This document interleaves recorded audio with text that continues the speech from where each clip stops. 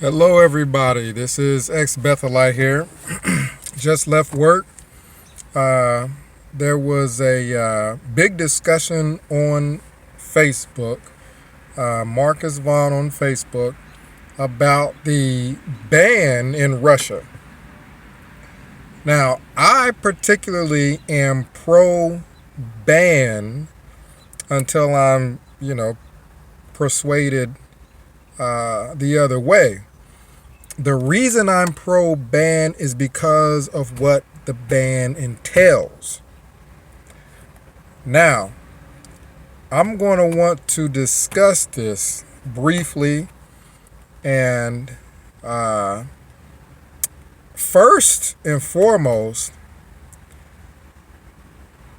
I'm very happy for the ex Jehovah's Witnesses in Russia. Could you imagine if this had happened in the United States? If in the United States there was a ban on Jehovah's Witnesses and all of the properties, everything was seized, I would be there at each property seizing. As a matter of fact, I think I would be pointing them out. I would point out Kingdom Halls. I'm like, you missed one. There's one right here. There probably would be big apostafests at each Kingdom Hall seizing. I mean, and especially at an Assembly Hall seizing. So, for the ex-Jehovah's Witnesses that have been shunned, that have suffered all kinds of ill treatment from the congregation, from the judicial committees, and from their families, I'm very happy for them. Hopefully they're overjoyed to be able to see what's going on in Russia, and hopefully it's very encouraging for them. Now let's touch on another topic with regards to the ban, and that is the business side of the ban. Watchtower Corporation is a business. This business had assets, Kingdom Halls, assemblies, all throughout Russia. From my understanding, all of those assets are being seized. Looking in my rearview mirror, thought I saw a dog or possum or something. But all of those being seized. From a business perspective, from Watchtower Corporation perspective, that is catastrophic. Hundreds of Kingdom Halls, I don't know how many assembly halls that they've been building all this time are all under siege. As far as other assets, financial assets, I don't know what that would entail, but business wise, oh my goodness, stuff is flying in here, getting attacked. I don't know what it is, but it needs to get out. Got that darn light on, and it's I'm getting out of here. Yeah, let's get out of here. Getting attacked. I don't know what it was. Half bird, half insect. Nice night out. From a business perspective, that's catastrophic. You have lost all of, let's say, your businesses in Russia. All of them. If Walmart was banned and every single Walmart facility was taken and seized, as far as Walmart is concerned, that's huge. That is huge. That business-wise, there's no arguing that the ban has done a lot of damage. I'm trying to see where I want to stand here. The ban has done quite a bit of damage.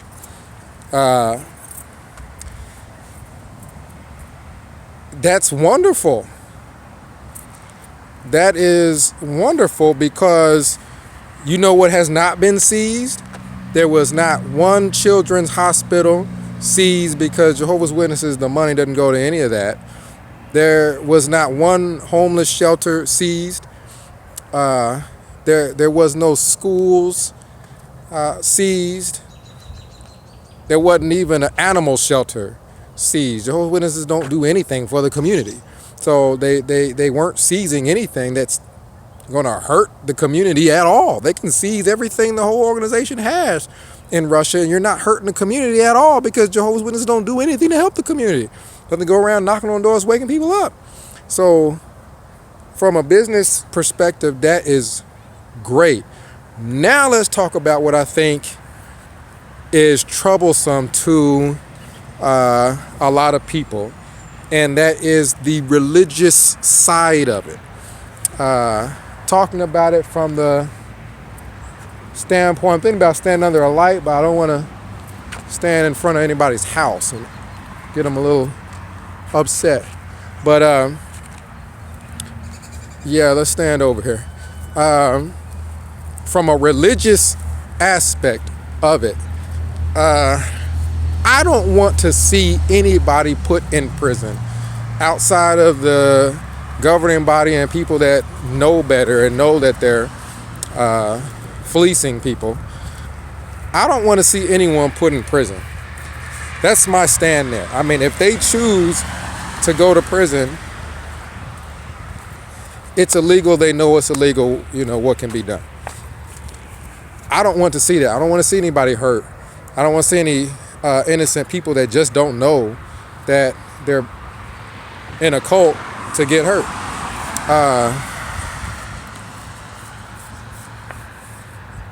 Now, from the perspective of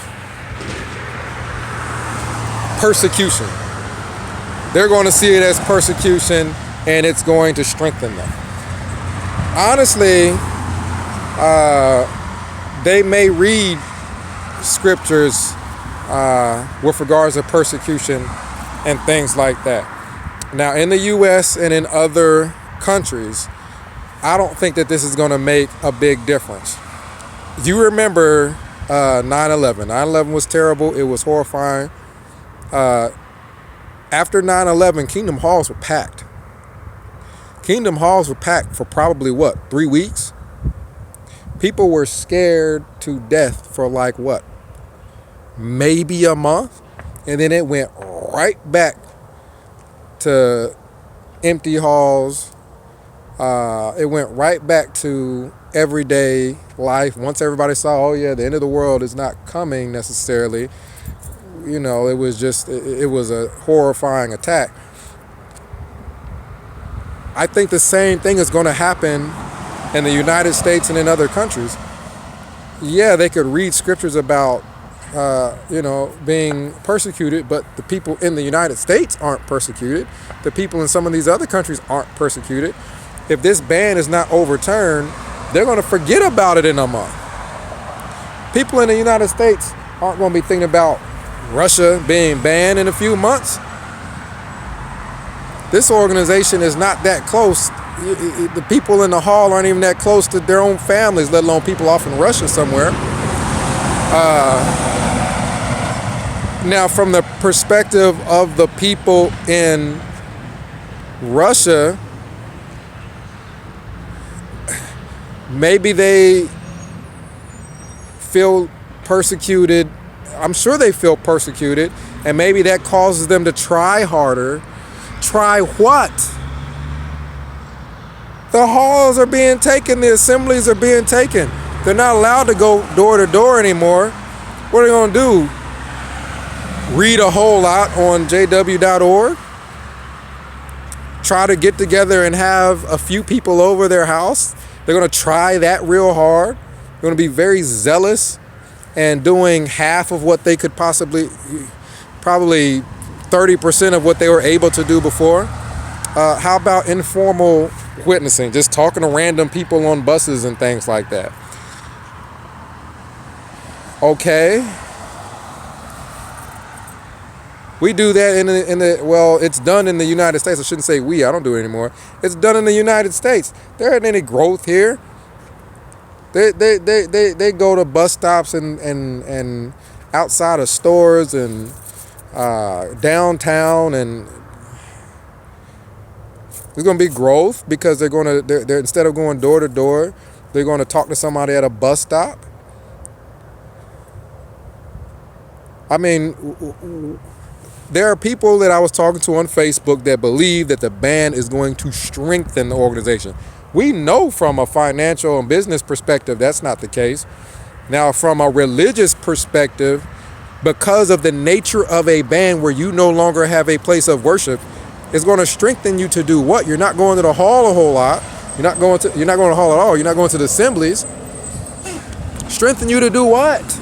Read a lot at home? That's not a concern to me. As long as they're not out harming other people, as long as they're not out, shunning,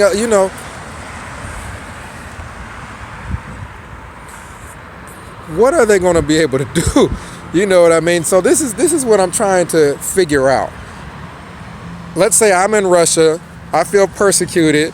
I'm praying a lot. There's no hall to go to. That brainwashing, that constantly going to the hall, constantly studying, constantly going to the hall, constantly going out in field service, that brainwashing cycle, that cycle has been interrupted. That's a good thing. It's starting to get dark out here. Let me get a little closer to this.